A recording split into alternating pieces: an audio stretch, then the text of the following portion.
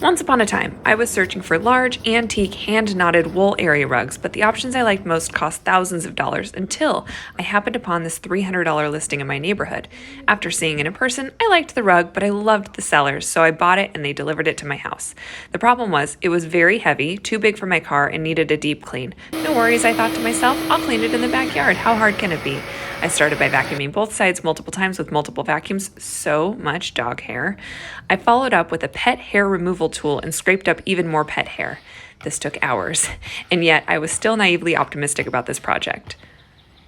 Next, I hosed down the rug, applied soapy water, and gave it a scrub. I figured it would dry in the sun, but after many days outside, it was still soaking wet. I sprinkled baking soda on top, thinking it would help dry out some of the moisture, but my efforts were in vain. Have I mentioned that wet wool rugs smell a lot like wet dogs? In a desperate attempt to increase airflow, I painstakingly draped the rug over patio furniture, and if you're wondering if that caused the rug to pucker in strange places, you would be right. More days passed. It was still a little wet and very heavy, so I forced my husband to use furniture moving straps to help me transport it upstairs. At this point, I didn't even know if I liked the rug anymore, but I was in too deep. It took great strength and willpower to unroll the rug beneath our bed, but after that treacherous journey, the rug is here to stay.